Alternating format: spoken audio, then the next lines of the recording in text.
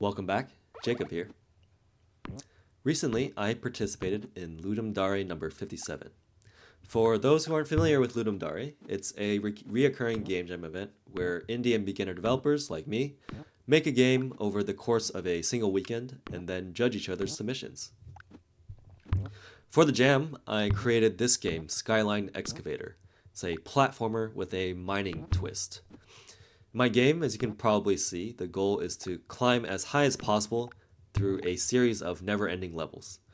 The higher you go, the harder the levels get until the player eventually falls, which I think I'm about to do here. Yep.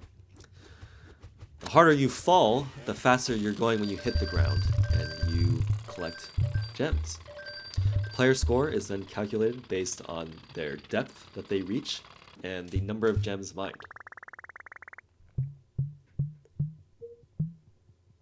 And that's basically the game. If you'd like to play it or learn more about Ludum Dare in general, check the description.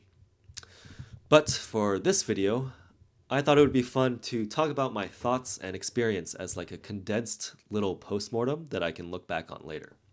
So if you're a longtime viewer of the channel or a fellow game dev, then please enjoy listening to me rant for the next 10 minutes.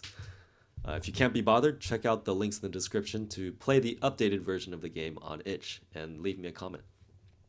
So with that, let's get into the presentation. First off, welcome back. To reiterate, SKYLINE Excavator was created for LD57 in just one weekend, which is how the jam always operates. Unfortunately, my Mojang account was inaccessible at the time, so I couldn't code the game using command blocks, which was a real bummer. Instead, I was forced to use the next best thing, Godot. Thankfully, I think the game still turned out alright in spite of this heinous developer restriction. So, all games start with an idea. This is how mine was conceived. It started when my brother, pictured here, told me about Ludum Dare 57. Following that, I immediately checked the theme of the jam, which was already one day underway, by the way. It's quite late. And saw the word depths. This immediately conjured up imagery of massive drills in my simplistic brain. And I believe these images are from Gurren Lagann. I'm not sure. Anyways, I thought, what if I made a mining game, but instead of mining the conventional way, you mine by skydiving? In hindsight, this is an incredibly stupid idea, but it made sense to me at the time, and I'll show you what I mean. So I returned home and I immediately drafted up this crude diagram of the game.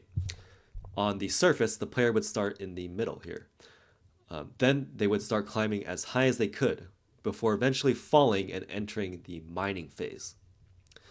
Once in the so-called mining phase, the player would dig a certain distance depending on how fast they were falling when they hit the surface. And I even had little details like different types of earth you can mine into and like a possible goal, yada yada yada. So at this point, I could already picture the finished game in my brain. It would have two distinct parts to its gameplay loop. The first part I envisioned as a puzzle platformer. The player would have to complete the simplistic puzzle platformer levels that would bring them higher and higher.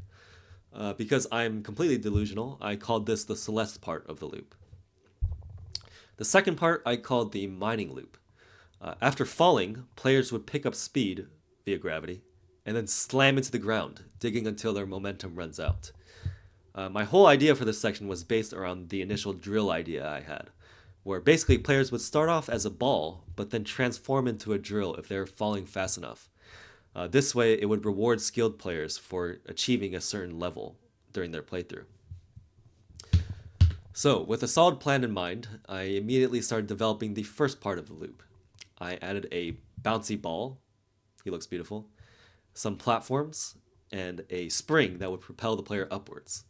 And it was quickly along this thread that I realized I am not creating Celeste. I was creating a Doodle Jump clone. So this was actually, in the grand scheme of things, a very important and funny realization. Because from here on, I've realized that I should focus on making the levels for the game less focused on the puzzle aspect and more on just classical platforming. Ones that focus more on the player's mechanical skill and quick thinking and reaction time in order to successfully pass them.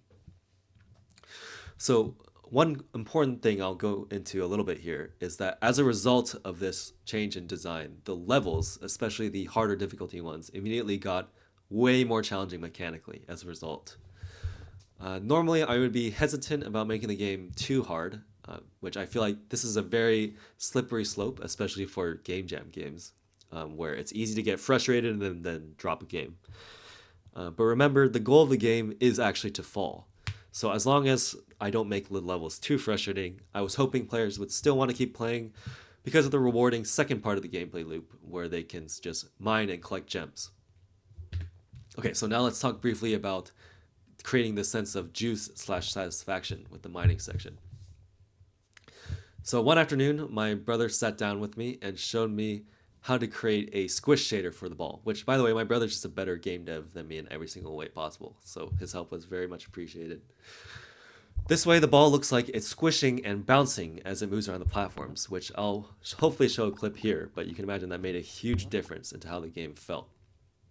So this added juice combined with the sound effects I'd been adding using free libraries really made the game start to feel fun and give it a sense of identity. So this is where development really picked up.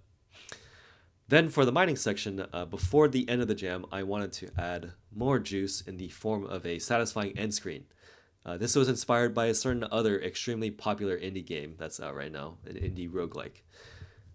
I hoped this would add to the satisfaction of finishing a run and also encourage players to want to try to beat their old score and collect more gems. With that, the game was basically finished. At around 4 p.m. on Monday, I had made 36 unique levels for the game and successfully delivered on most of the key mechanics for my initial diagram. At this point, I was honestly already pretty proud of how the game was turning out. I've participated in game jams before, but I've never ended up finishing a game that has been quite this complete or even close to my initial plans for the game. I usually always have to compromise or sacrifice some key part of the game in order to finish on time. But this time, for whatever reason, whether it's because of the game's simplicity, my planning for the game, or just that I'm more experienced as a dev now, I was able to finish everything on time, which was a real confidence booster and honestly felt great. So with that all done, I exported my game and waited for LD's judging process to start. So let's take a look at some of the feedback I got from the game very quickly.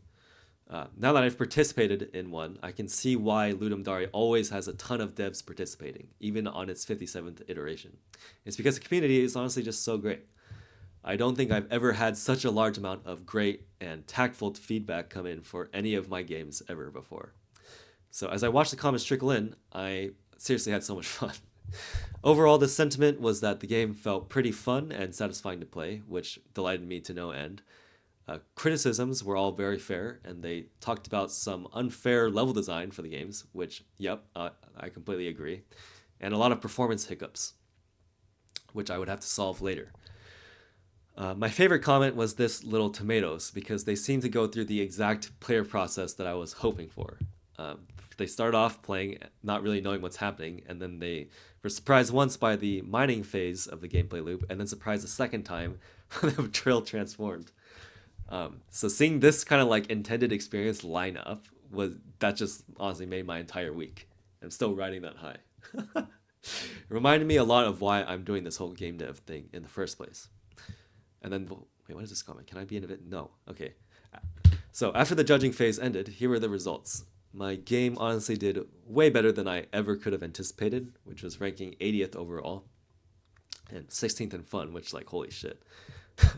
Even more surprising than this, though, I was shocked by how much fun I had just judging other people's games, and also was quite envious of what some people are capable of. Like there are some crazy devs that participate in these game jams. There were honestly so many great games in the jam. I wish I had more time to play and rate more. I was genuinely surprised at how much fun I had just leaving comments and interacting with other devs. So with that about wraps up the jam.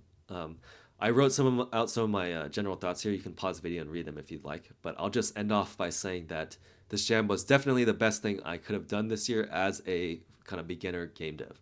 I learned an incredible amount, and my drive to work on games, and this game in particular, is at a definite high. So, going forward, I'd like to continue developing the game using feedback I've received from the jam and also my dedicated playtesters, which, by the way, thank you to them. I call them playtesters, but they're really just my friends that I forced to play my game, so too bad.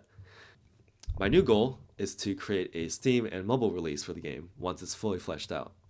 So if you'd like to follow development or play new versions of the game, stay tuned. And also check my itch page. That's about it. Thanks for watching.